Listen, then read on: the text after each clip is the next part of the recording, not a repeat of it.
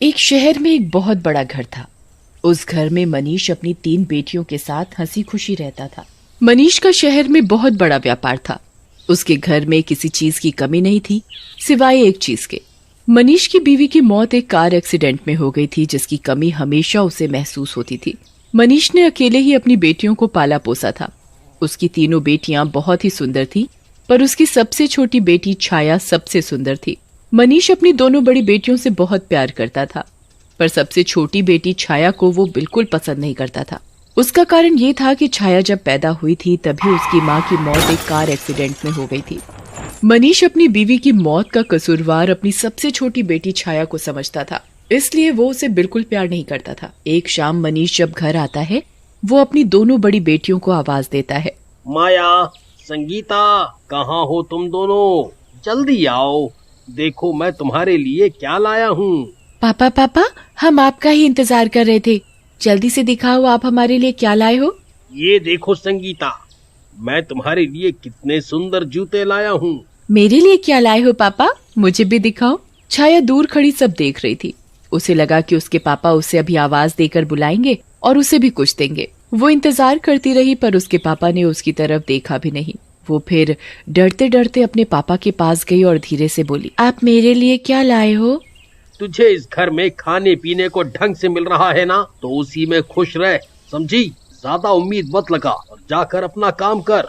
छाया रोते रोते अपने कमरे में भाग जाती है। वो बहुत रोती है और अपनी माँ को बहुत याद करती है। छाया अपने पापा के दिल में भरे गुस्से को प्यार में बदलने की बहुत कोशिश करती थी। वो उनके लिए अच्छा अच्छा खाना बनाती थी, उनके सारे काम करती, पर सब बेकार था। मनीष को छाया पर ना तो कभी प्यार आता और ना ही तरस। एक दिन मनीष अपनी बेटियों के साथ बैठकर नाश्ता कर रहा होता है। मैं कुछ दिनों के लिए बाहर काम से जा रहा हूँ, तुम अपना ध्यान रखना और अच्छे से घर में रहना। आप कहाँ जा रहे हो पापा? क्या हम आपके साथ नहीं चल सकते? नहीं बेटा, दरअसल वहाँ आसपास काजीरंगा नाम का जंगल है, तो तुम्हें वहाँ ले जाना ठीक नहीं है। तुम लोग घर पर ही रहो और खूब मजे करना। संगीता, माया और छाया उदास हो जाते हैं। उदास मत हो, मैं जल्दी ही वापस आ जाऊंगा। चलो अब जल्दी से बताओ कि मैं तुम्हारे लिए वहाँ से क्या लेकर आऊं। मुझे एक सुंदर मोतियों की माला चाहिए। मैंने सुना है जहाँ आप जा रहे हो वहाँ के जंगलों में बहुत सुंदर फूल होते हैं, जो बिना पानी और मिट्टी के भी बहुत समय तक ताजा रहते हैं। मुझे वो फूल चाहिए। छाया इंतजार कर रही होती है कि उसके पापा उससे भी पूछेंगे, पर ऐसा नहीं होता। सब नाश्ता करके हट जाते हैं और मनीष अपने जाने की तैयारियों में लग जाता है। छाया मनीष का सारा जरूरी सामान बांध देती है। मनीष अगली ही सुबह निकल जाता है। एक दिन के लंबे सफर के बाद मनीष होटल में पहुंच जाता है, जहां उसने अपने लिए एक कमरा बुक किया हुआ होता है। मनीष कुछ दिन वहीं रहता है और अपने सारे काम खत्म कर लेता है। उसके बाद वो अपनी सबसे बड़ी बेटी के लिए एक सुंदर सी मोतियों की माला खरीदता है। माला खरीदने के बाद मनीष सीधा जंगल की ओर निकल जाता है। वो माया के बताए फूलों को बहुत ढूंढता है, पर वो उसे कहीं नहीं मिलते। फूल ढूंढते ढूंढते वो जंगल के बहुत अंदर पहुंच जाता है। अचानक उसे एक बहुत सुंदर और अलग सा घर दिखाई देता है। मनीष धीरे धीरे उस घर की तरफ बढ़ता है। उसकी नजर अचानक से उस घर के बगीचे पर पड़ती है, जिसमें माया के बताए हुए फूल लगे हुए थे। मनीष उन फूलों को देखकर बहुत खुश हो जाता है। आखिर वो खुश हो भी क्यों ना, वो शाम से उन फूलों को ढूंढ रहा था। अब मनीष बिल्कुल भी वक्त बर्बाद न करते हुए उन फूलों को तोड़ लेता है और अपने ठेले में भरने लगता है। फूल तोड़ते ही मनीष को बहुत अजीब सा महसूस होता है। आसपास बहुत तेज हवा चलने लगती है और अजीब सी आवाज भी सुनाई देने लगती है। मनीष बहुत ही डर जाता है। वो जल्दी से वहां से भागने लगता है, पर वो अचानक किसी से टकरा जाता है। मनीष गर्दन उठाकर ऊपर देखता है तो उसकी आंखें फटी की फटी रह जाती हैं।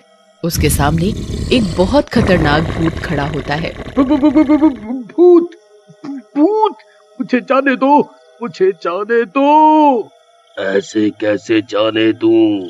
तेरी हिम्मत कैसे हुई मेरे बगीचे से फूल तोड़ने की? अब मैं तुझे जिंदा नहीं छोड़ूंगा।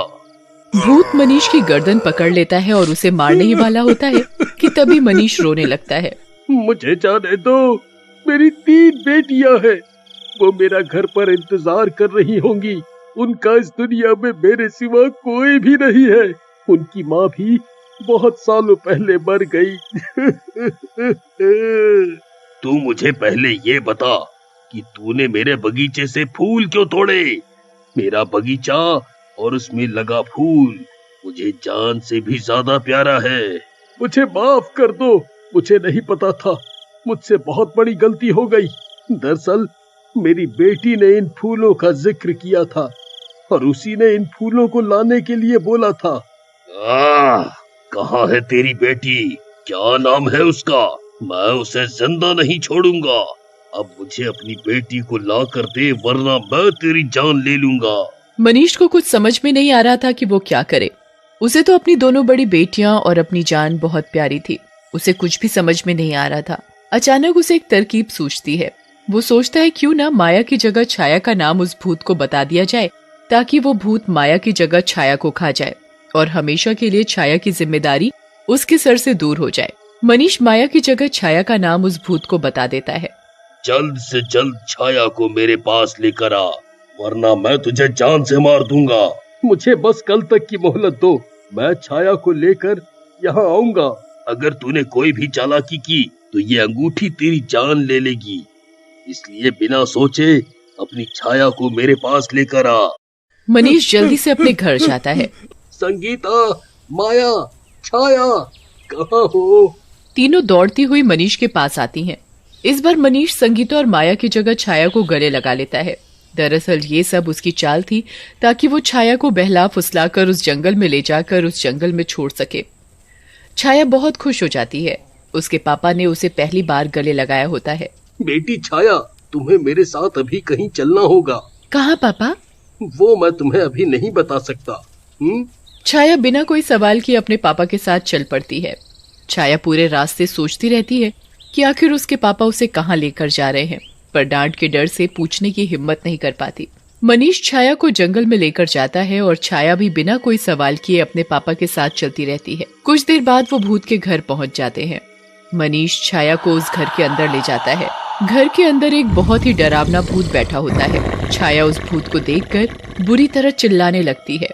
बचाओ, बचाओ पापा, पापा मुझे ये कहाँ ले आए, मुझे घर जाना है, बचाओ, बचाओ पापा। अब तुझे यहीं रहना पड़ेगा, समझी? भूत अपनी अंगूठी मनीष के हाथ से निकाल लेता है। मनीष अपने घर चला जाता है। छाया रोती रह जाती है, पर मनीष एक बार भी उसकी तरफ पलट कर नहीं देखता। अब तुझे यहीं मेरे साथ इस घर में रहना पड़ेगा। मुझे जाने दो, मुझे छोड़ दो। भूत छाया की एक बात भी नहीं सुनता और उसे एक कमरे में बंद कर देता है। वो उसे बहुत डराया करता था और खाने को भी नहीं देता था। छाया दिन रात रोती रहती थी। एक दिन उस भूत के पैर में जादुई बगीचे से एक कांटा लग जाता है। वो जादुई कांटा भूत के पैर में बहुत बुरा जख्म कर देता है कि भूत कुछ ही दिनों में ठीक से चलना फिरना भी बंद कर देता है। छाया को उस भूत पर तरस आने लगता है। वो उस भूत के लिए एक मलहम बनाती है और उसके पैर में लगाने लगती है। भूत ये सब देखकर बहुत हैरान हो जाता है। मैंने इस लड़की को इतना परेशान किया, फिर भी ये मेरे लिए मलहम लेकर आई। भूत को छाया पर बहुत तरस आने लगता है। वो धीरे धीरे छाया को पसंद करने लगता है। अब वो छाया का बहुत ध्यान रखता। वो जो चाहती वो जादू से उसके लिए ले आता। अच्छा खाना, सुंदर कपड़े, सुंदर सुंदर फूल और सब कुछ। बहुत जल्द दोनों बहुत अच्छे दोस्त बन गए। सब कुछ बहुत अच्छा था, पर छाया अभी भी बहुत उदास थी। वो अपने पापा और बहनों को बहुत याद करती थी। एक दिन जब वो सबको याद करके रो रही होती है, तो भूत उसे एक जादुई शीशा देता है, जिसमें वो जिस मर्जी को देख सकती थी। छाया सबसे पहले अपने परिवार को उस शीशे में देखती है और वो देखती है कि उसके पापा बहुत बीमार हैं। छाया भूत के पास जाती है। मेरे पापा बहुत बीमार हैं, मुझे उनके पास जाने दो। मैं तुम्हें वहाँ नहीं जाने दे सकता। मैं यहाँ अकेले नहीं रह पाऊंगा। मैं वापस आ जाऊंगी। भूत छाया को उसके घर भेज देता है और उसे एक जादुई फूल देता है, जिसे सूंघने से उसके पापा बिल्कुल ठीक हो जाएं। छाया अपने परिवार से मिलकर बहुत खुश हो जाती है। वो अपने बीमार पापा के पास जाती है। पापा, आप कैसे हो? मैंने आपको बहुत याद किया। आप जल्दी से ये फूल सूंघ लो, इससे आप बिल्कुल ठीक हो जाओगे। मनीष फूल सूंघते ही बिल्कुल ठीक हो जाता है। अब उसे अपने किए पर बहुत पछतावा होता है। मुझे माफ कर दे बेटी, मैंने तेरे साथ बहुत बुरा किया। मुझ जैसा बुरा बाप किसी का नहीं होगा। मैं तुझे मौत के मुंह में डाल आया और आज तूने ही मेरी जान बचाई है। अब मैं तुझे कहीं जाने नहीं दूंगा, तुझे यहीं रखूंगा अपने पास। नहीं पापा, मुझे जाना होगा। मैं वादा करके आई हूँ कि मैं वापस आ जाऊंगी, इसलिए मुझे अब वापस जाना होगा।